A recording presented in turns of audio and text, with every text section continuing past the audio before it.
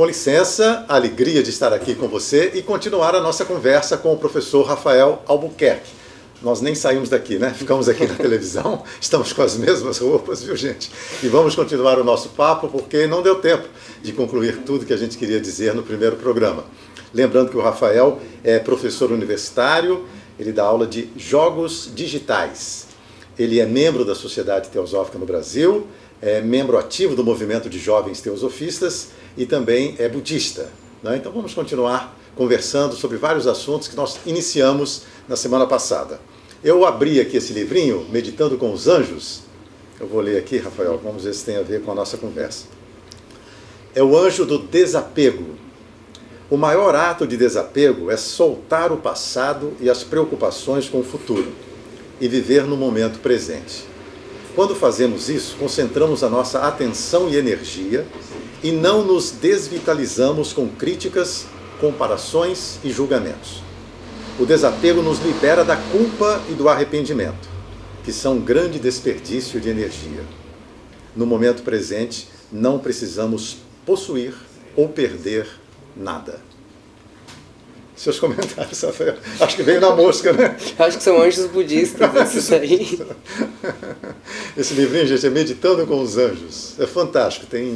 Você abre em qualquer página, em qualquer dia, que é um alento assim para a sua alma. Mas diga, Rafael. Não, muito bonito. Não, obrigado por estar aqui, né? Foi muito legal gravar o nosso outro programa e que bom que a gente tem a oportunidade de gravar um pouquinho mais. Muito Por que você acha que é um anjo budista? É porque essa questão do desapego é uma questão muito presente na literatura budista, né? Na verdade, a questão do desejo gerando essa relação de apego com as coisas, né? Que faz com que a gente esteja sempre vivendo na falta de alguma coisa que não está ali, né? No desejo de alguma coisa que não está ou no medo de alguma coisa que venha a ser, né? E aí essa dificuldade, às vezes, de ter uma experiência mais profunda do que a gente vive, livre dessas amarras, né, daqueles medos e desses desejos. Então, como na literatura budista fala muito sobre o assunto, e é um livro sobre os anjos, eu acho que são anjos budistas.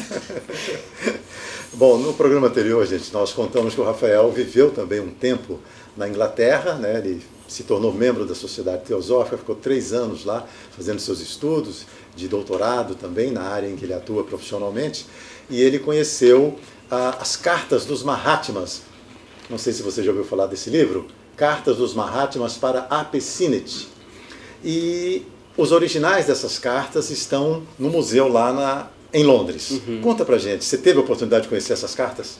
Sim, então eles estão na Biblioteca Britânica, né? E é muito interessante porque talvez as pessoas não conheçam a importância dessas cartas, né? Sim.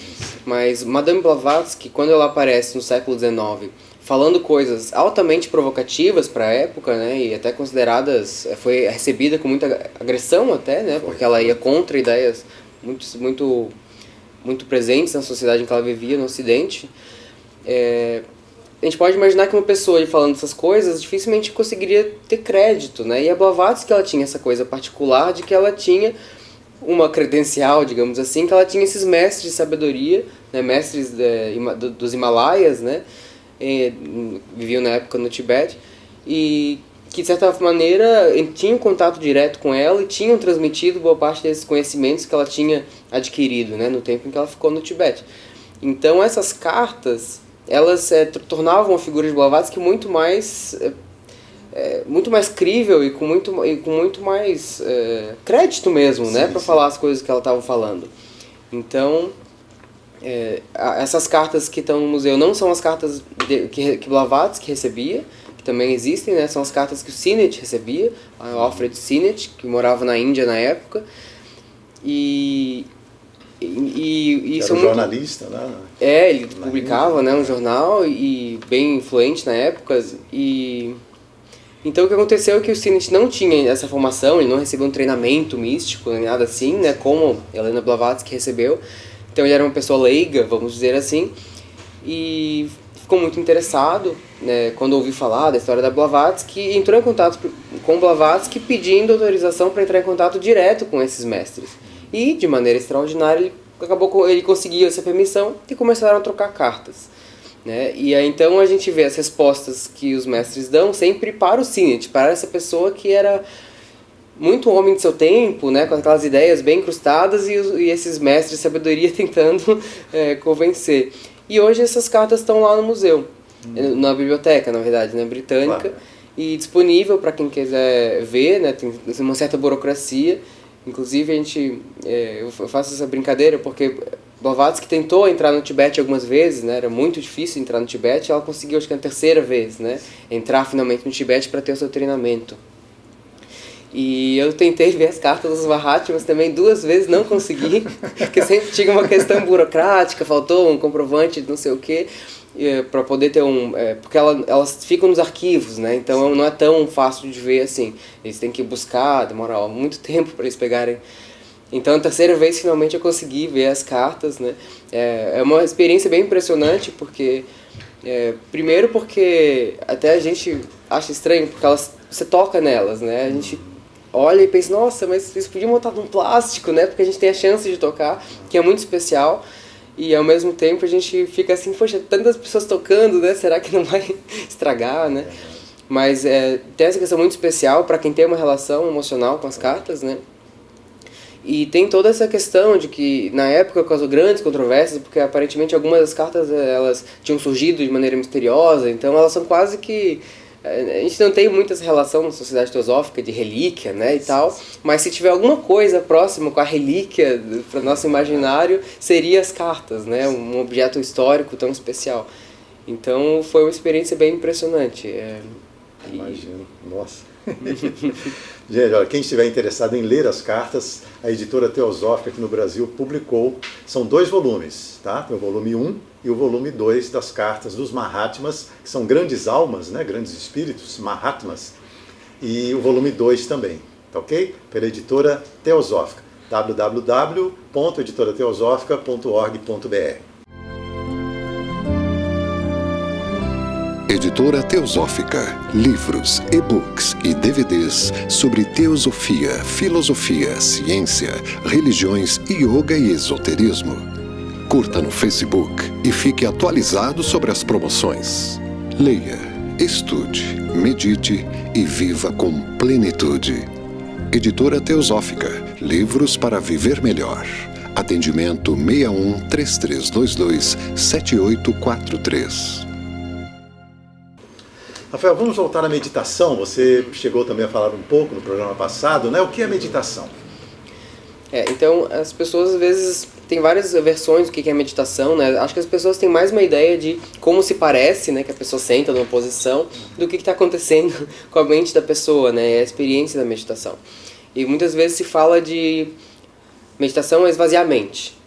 E aí parece uma proposta muito desafiadora, né? Porque, poxa, como é que você esvazia a mente? Não sei nem por onde começar. Então, a visão que eu tenho da meditação, que eu acho que é uma visão até bastante pragmática, é que ela tem muitas técnicas de meditação e depende muito de para que você está fazendo meditação, que objetivo que você tem. Mas a gente tem talvez 2 grandes grupos importantes de técnicas de meditação que têm diferentes objetivos.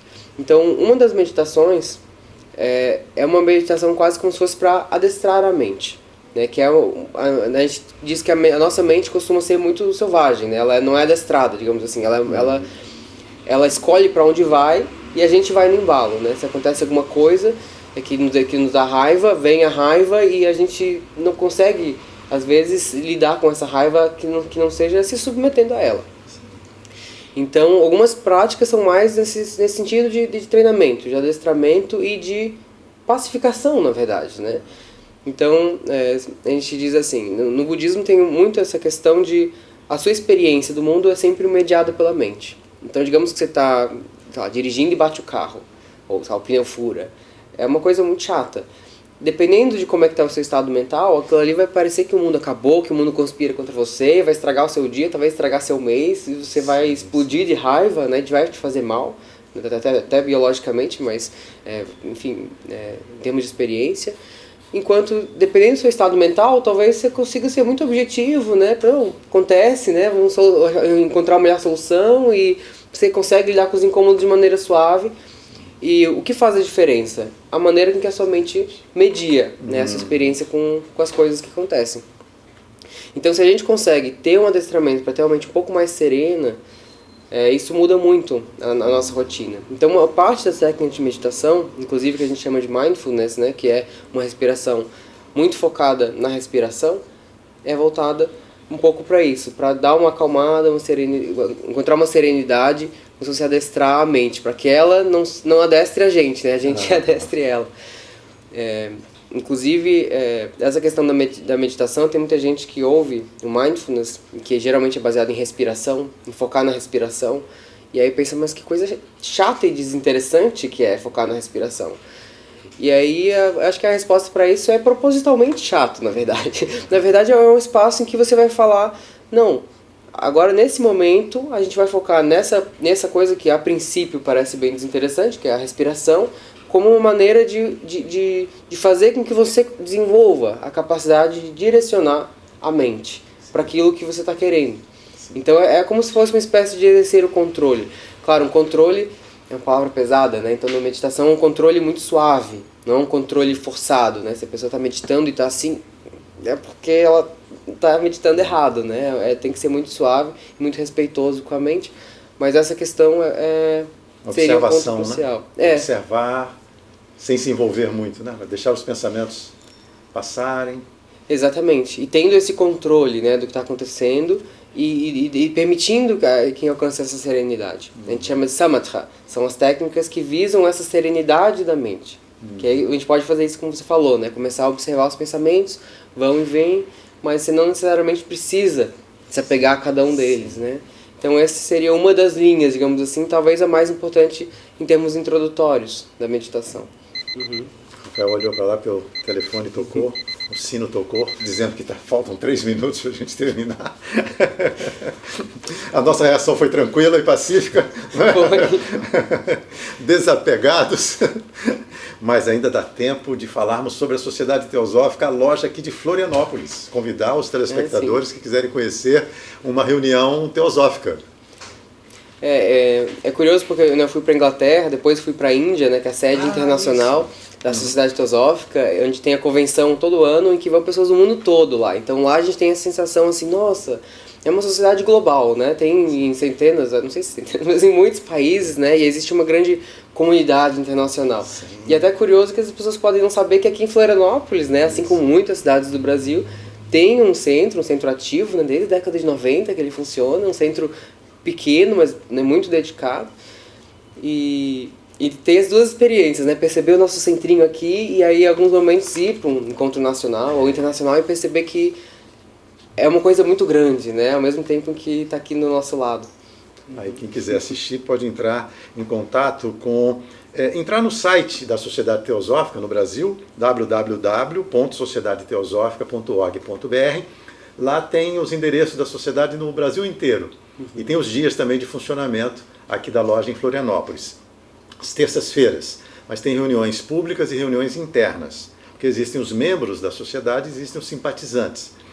E se você quiser mandar um e-mail também, saber mais, é teosófica.florianopolis@gmail.com, sem acentos.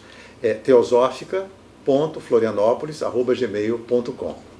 Rafael, muito obrigado mais uma vez. Obrigado também. Foi um prazer. Igualmente, uma alegria estar aqui com você mais uma vez, ouvinte, cá entre nós, telespectadores, que eu sou do rádio, às vezes falo ouvinte ainda, né? Semana que vem, o nosso novo encontro, cá entre nós. Muito obrigado pela sua companhia. A revista Sofia traz uma visão baseada na cultura da paz, na fraternidade universal e na solidariedade entre os povos de todo o mundo. Sofia, uma revista para reflexão sobre as questões fundamentais da existência e a atual crise existencial, ambiental e de valores.